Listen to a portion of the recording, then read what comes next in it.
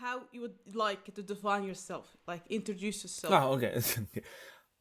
Yeah, well, my name is Tetsuya Ogata, and I'm from Waseda University, Japan. So I now mainly work on the AI and robotics.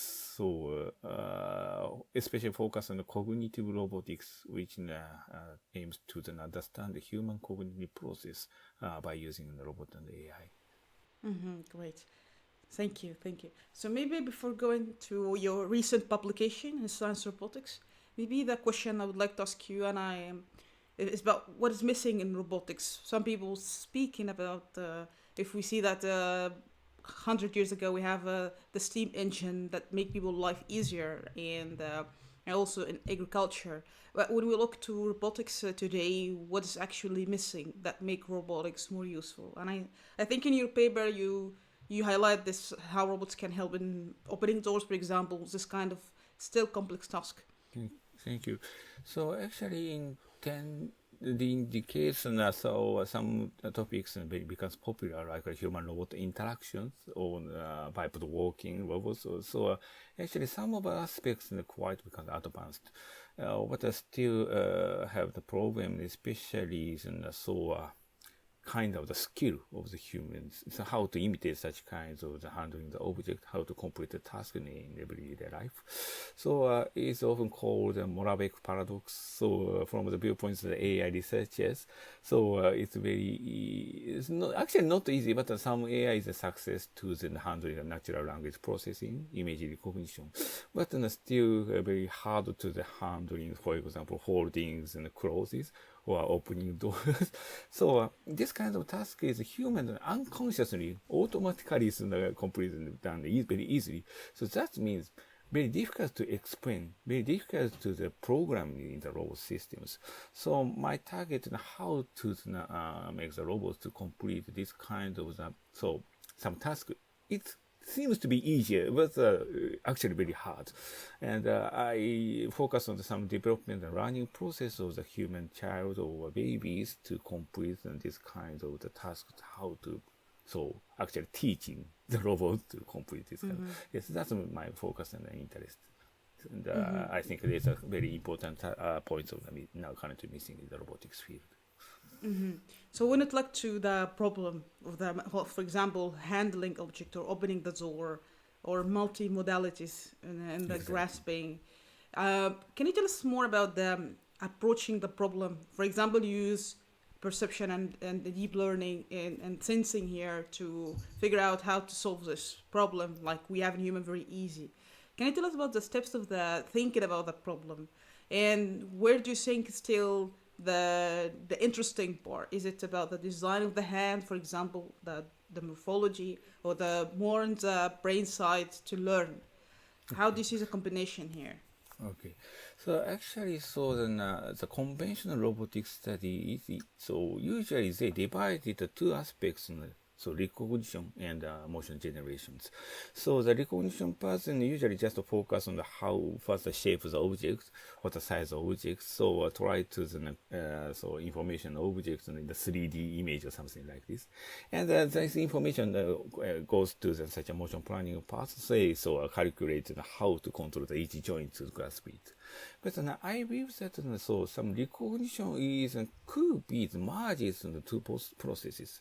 So object can be defined as a process of the handling.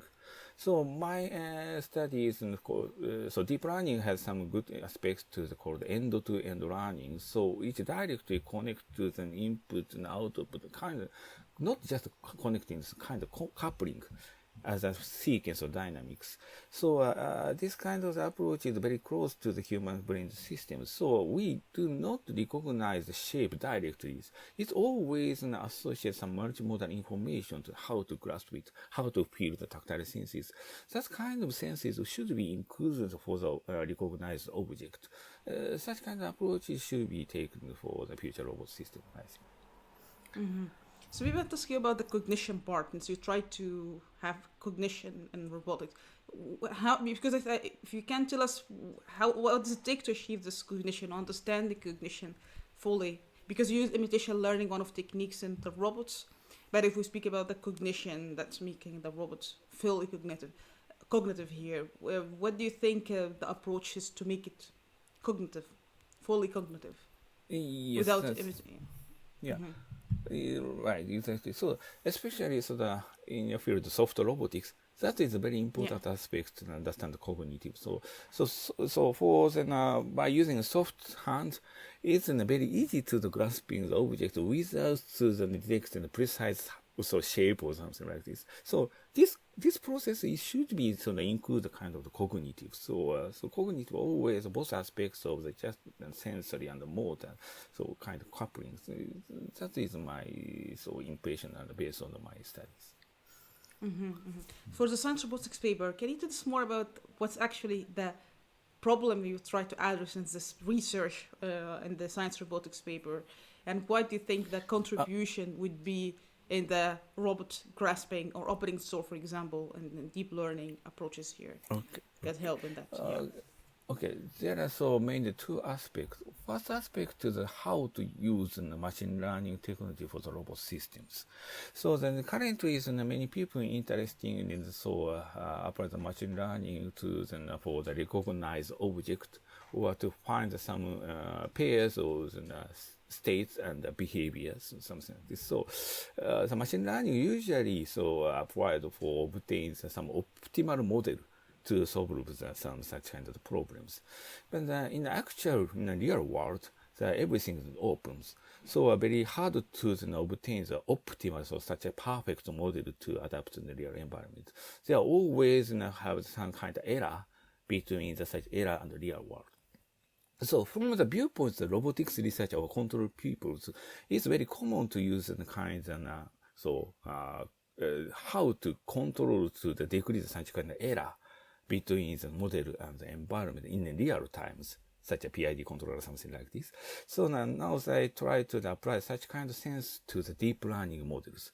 So deep learning, we call it deep predictive learning. So the model always try to predict to the future image in the future about one motions in the real times. And if there is some kind of error, try to decrease such errors to not depend on the learning, but by changing the internal control, internal state to by generating the motion or by changing the perception, the kind of internal state to decrease the prediction. So decrease the prediction error. So that kind of sense is very fit to the like a real robot system. It actually works in the real world. So, for example, robot makes some to handling the object, but it's impossible to prepare the training data to perform the complete task. So the robot need to make such a adjust the feedback kind of to decrease the error. Yes. So it's very common for the robotics people, but in my sense, I applied such sense to the deep learning model with a very large dimension of the degree, like the image and also the motion, hand, arm, and the vehicles. Yes, that is one aspect. And the second aspect is how to complete some complex task is consists of some different types of task. In our studies of the science robotics, we divide it in the task to the three parts for approaching the door, to the opening the door, or the passing through the door. And each motion is trained to the different deep predictive models. And every module is simultaneously try to predict the future image and future motions. And some modules with the lowest prediction error is selected to complete the motions. Then during the session changes, the module is automatically selected. Then the robot success to complete the opening and passing through. That kind of the sense. So how to design such a simple motion modules and how to coordinate it based on the prediction error. That is our basic idea. Mm-hmm. Great. Maybe I want to ask you what other maybe open question still maybe not addressed in the paper. Do you think in from the paper or your research here, or also in general in this aspect of multimodal multitasking for a robot to grasp something one door? What maybe still open question you think not addressed yet? Yeah. Now, so now we achieved some tasks, but so the next target is how to enhance our model to the more general tasks. And with the support of the Japanese cabinet, now we have started some big project called Moonshot, and we already developed a very large robot which has enough ability to complete many different of tasks. But which is still open problem how to combine the such modules, what types of module is required and how to design each module. So actually, so it's often happened some modules conflict each other if the number of them increase. For example, so in the case of the human, he has some experience of the baseball. He is often not good at the tennis or the golf. So a very similar task, but the goal is completely different. So such kind of module often conflict each other. So such kinds of generalizations and such different types of modules will be the very big problems. But the next in 2 years, 3 years, we will enhance the target task and such very great robot systems. I don't know how do you think about the design here, about the generic design. If you scale the robot design, if there is any limitation when you scale it to larger scale. Actually, isn't still open problems, I think. So, actually, in our laboratories now, with collaborating some company, we complete some different types of tasks, so folding clothes and wearings and wearings, powder and liquid, and many different types of tasks is complete by our approaches. But still, we are not clear, obtain clear design policy to the how to combine these kind of the tasks. So maybe the first reason, so how to design such a primitive modules, and the second process, the how to connect is to the more symbolic process, where then could be include some planning. So how to combine it, how to control the sequences.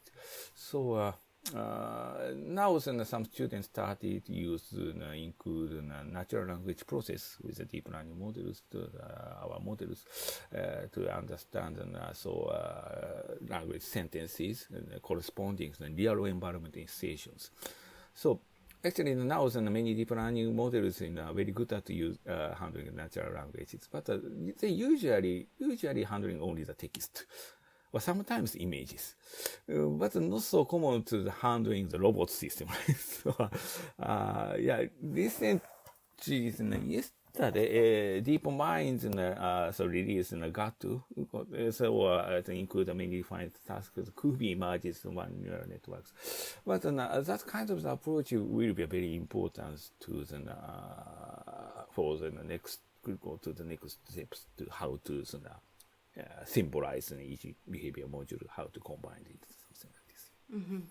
Maybe I want to ask you, there is limitation in the paper, for example, and maybe in general the way of solving this problem. Do you think maybe there's also limitation or something maybe this less misunderstood how to enhance performance, for example, of the tasking here, multitasking for the arm robot, for example? What maybe limitation do you think in the paper or maybe in general for solving this problem? Limitations. So, okay, our approach is based on kind of imitation learning. So now human control the robot. Then so by with such an experience to the complete task, the robot now try to generalize such kind of tasks. But that means the experience is limited. So human can give. So we need to then add more other functions for exploit, how can I say, to find the new types of the behavior like reinforcement learning, such kind of technologies and now they taken. Actually, using real robots is very hard to repeat and try and error process usually. So that might be so very future works. But I expect it to robot to make some kind of strategy, try to find a new behaviors, new ways to solve the problems. And that is also future work. Mm-hmm. Maybe from the hardware side, what do you thought about the sensors designs? For example, do you think there's limitation for multimodality sensing here? Okay. For yeah. Yes, actually, so in the science robotics papers, we only use vision. But in other papers, we use the torque sensors and tactile sensors. So actually, in the last year, we get the best paper award in the ICRA, in the cognitive robotics. And in that papers, we use rich information from the tactile sensing and the torque sensors. And so our modules and framework and deep predictive learning can be and handle such kinds of information almost same way in such visual systems. The sensory information, so tactile sensor is usually very hard to handle, so very complex information. But by using such learning approaches, we could use such information very effectively for the robot system. So now we also to investigate what type of sensor is required to complete the tasks. Yes, that is so. Now we call the co-evolution between hardware and software. Which type of hardware is important and what type of information can be processed in the AI. So robot and AI is co-evoluted by interacting with each other. Such kinds of approach is also very important. Mm-hmm. Great. Maybe I want to ask you if do you hold maybe different views when it comes to solving this problem, for example, or maybe in something you can pick in other tasks, maybe in robotics. You think maybe you have different views about how we can really reach the goal and solve the problem. Do you have any different views when it comes to solution for robots multitasking, for example?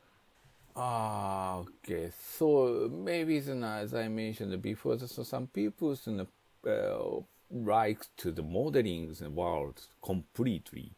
It's actually the ways and different. One is human try to make some physical model and try to predict it perfectly, or sometimes apply the very small feedback models. Also. But usually the modeling is very important, and in the data space, or other people like to use machine learning to modeling the world. But always, such researchers prefer to try to obtain the perfect model. So as much as possible. Yeah, actually that approach is of course very important. I know, but at the same time, we have to notice that it's impossible to obtain the perfect model, right? So humans actually always to accept some prediction error during generating motions. For example, we cannot see the real scenery. So often happen missing many small information which not directly relate to our behavior. For example, during watching a scenery, if some wall color is changes gradually, people usually don't notice it. So such kind of cognitive process is often says it's a problem. So humans easily cheating by such kind of information. But I think that is very important. So by the function, the selected which part of the sensory, which part is motion is important. So by selecting such kinds of the function, is help to complete the task. So which called kind of attention. So attention is now the attention is many different types of the architecture is proposed in the deep learning areas. So it means that here attention means by focusing the some path, then the prediction error will be decreased. Yeah. So for the decrease the prediction errors and attention is automatically generated. Such kind of sense is very important. So again, so not make the perfect model. To accept those and such kind of error, then how to handle such kind of prediction error, such kind of sense is very important. Mm-hmm. That's it. That's a good point. Yeah. How do you see the redundancy to be adaptable to scenario Yeah, like the very, failure here? Yeah. yeah, very good question. So we need to prepare both sides of the hardware and the software to handle such a redundancy. For example, in our cases, and for just the opening door, the robot has two hands, two arms. So which are of course very redundant systems. But so that it could be help to the robot takes a different way to the handling objects. And of course, in this form, the sense of the software, we need to prepare the many different types of modules to solve the same target, same object. So it's should be designed by the humans sometimes, and also we expect these networks and self-organized such as redundant mechanisms with data. Here, I mean, the data is not just a pattern with labeling, but just a kind of experience. So robots actually work here, then the sensory change like this. Or a sensor is changing the behavior generated like this. This kind of experience, so embodied data. Such is kind of the sense is very important to the, so find so many different way to solve such a target. But yes, once failure is needs to robot to kind of keep try and error. Try and error means so a robot need to have the function to generate some hypothesis. So this way failed. Then this way could be, but not convinced it. So that kind of process is very difficult usually. So now our robot cannot adapt to such kind of process, trying that process. But in near future, we try to that kind of target. Yes. You try to do design robots, for example, solve the task, opening door, or mixing or multi-modalities, here sensing and also tasking. How to make sure, since you work also for companies, and how to make sure this kind of design is useful. That's something would be Very, useful. Yeah. very good question. Actually, it's recently it's a project so aimed to the robot which could work on the multiple task. So now our deep prediction learning framework could be applied to different targets, different types of tasks. It's okay just preparing such experience the data, then able to complete it. So what types of design is required? That is very important questions. And in our approach, because Waseda is a university which developed the first humanoid robot in the world, so we tend to prefer to make the robot human-like. So human shape is so of course we all know that completes many different tasks by using both hands and both arms. So of course we can say that human shape is the best solution, of course. But so first is especially in our approach, so we teach the robot the motion. So if the robot shape is similar to the humans, it's easy to the teaching it. So our first approach is to develop such a humanoid robot. But as I said, we will take such a co-evolution process, which hardware is important for the AI, and the AI will be healed back to this part is important. This part is not needed, something like this. So I'm not sure which shape will be final such a shape, like the final design, best design for the robot system. But the first stages will take the human shapes, human-like robot systems.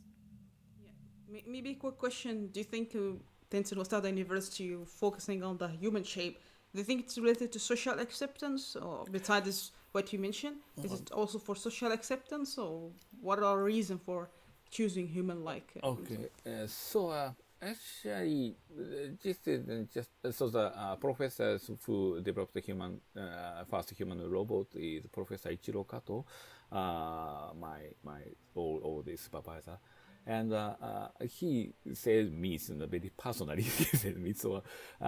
He actually wanted to be the philosopher.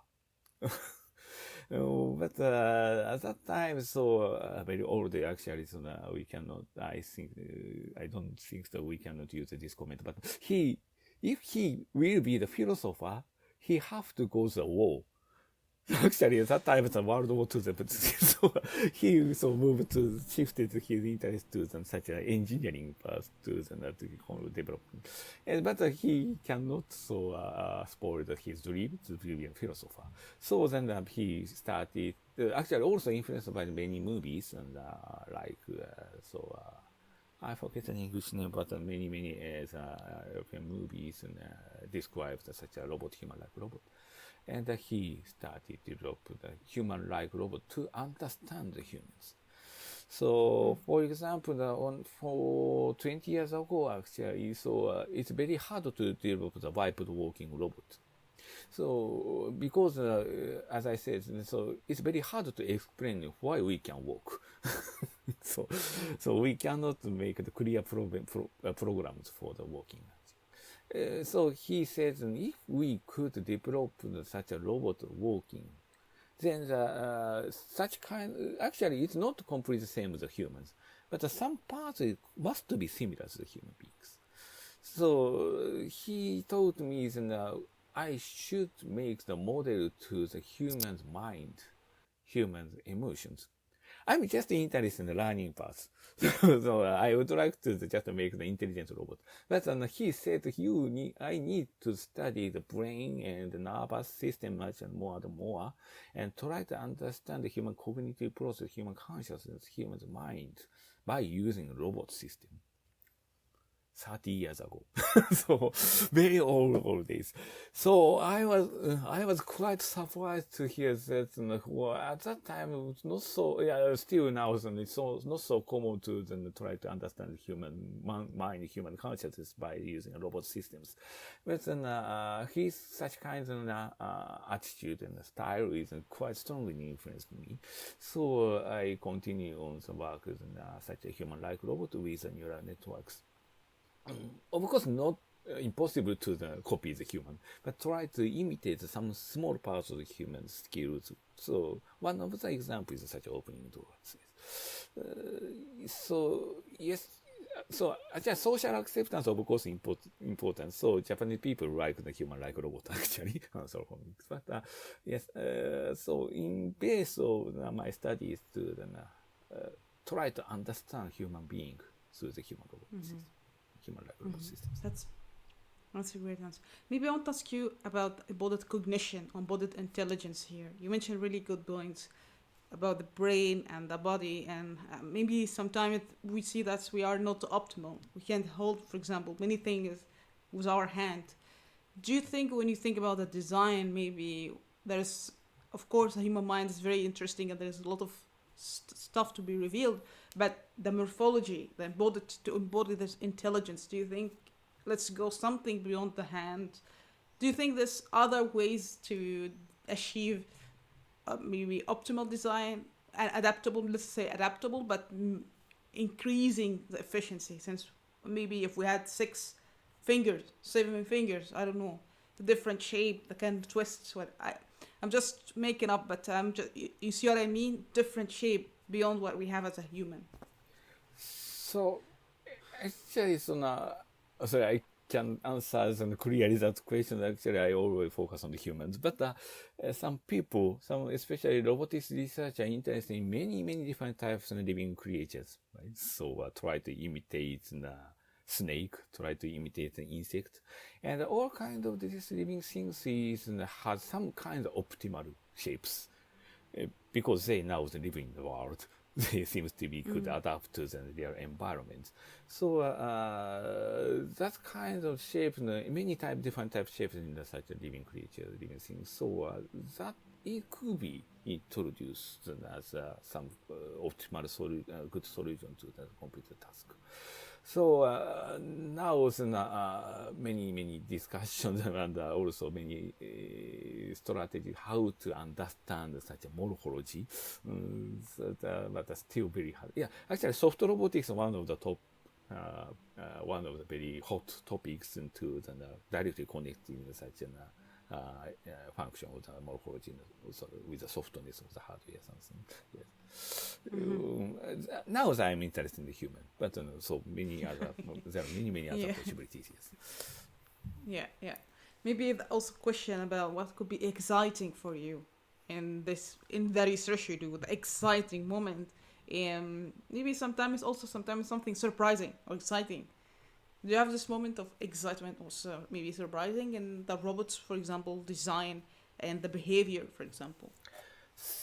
Actually, now I'm very exciting. So, Okay. for example, I said a study on the human robot and neural networks. Now everyone calls it deep learning. Yeah.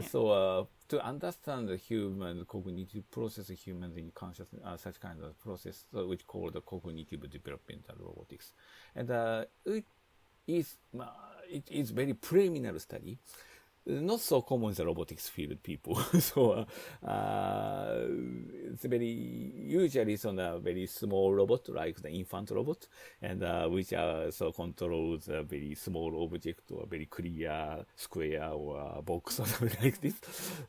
But now we supporting deep learning technologies. Our concept in such a developmental robotics is directly used to enhance the function by such a deep learning. So one of the examples is this science robotics. So now it can control the whole body robot system with many degree of freedoms. And now I collaborated with some Japanese industrial robotics company. They actually sell their products based on our system, our algorithm. So now I feel some connection between such a very preliminary academic research to the very industrial and application researches by be connect. So that kind of connection is will be now started to emerge. So that is a very exciting situation now. um, Maybe the last question. If there yeah. is an advice you can give to someone interested in robotics, some people ask, I'm very new to robotics. There are many problems. But if someone starting new in the field, what kind of advice you can give to start with? If you are really new Yes. to robotics, yeah. Hmm. Okay, so now I think robotics faces some new stages. Yeah, very little strong expression, but I think so. So, yeah, so of course, so conventional approaches try to modeling the all physical systems for the robot system. It is of course very important and promising approach. But at the same time, I now show some potential possibility to the use of machine learning technologies to apply the robot system with a sense of such a control system, something, so prediction error minimization, something like this. So I hope so the researcher with skills in developing the hardware please focus on such an AI study. So AI now is they really interested in the image processing or natural language processing, but not so many people are interested in the embodiment, the embodied intelligence. So actually, so translation or recognition can be completed without concept of the body. But so many people now recognize that we need to include such concepts of body. For example, if we recognize one cup, cup is could be recognized as a target for the drinking, target as washing, target for easy to the broken, something like this. So any kinds of the possibilities in here. But so AI researcher just labeling the cup. Because there is no the effect of the behavior. Robotics researcher always recognize that the importance of how to handle it depends on its goal. So subjective view, so with the body systems, it's very important to understand human intelligence. Intelligence research is such an it requires embodied systems. So now some people say that embodied AI is image processing people. But please robotics researcher use such kinds of concept with a real hardware, not simulator. So it's also very, very interesting. So it actually works in the real world. So cannot obtain the best model. Simulation is a simulation. Real world is always very open. So I expect is a researcher who work on hardware try to introduce the sense of the intelligence study, the artificial intelligence study, will reach to the next AI. AI robot systems. That is my hope. Yeah. Yeah, that's a very, very good point. Maybe I don't know if you have any final words would like to say, maybe for people listening, robotics community. Any final words like to say? Final word. Yes, this is just almost final words, but yes. Also, as you mentioned about social acceptance, that is also very important. So, actually, this work is after the release. Newsweek's taken our studies and published, but the title is smart or creepy or something like this.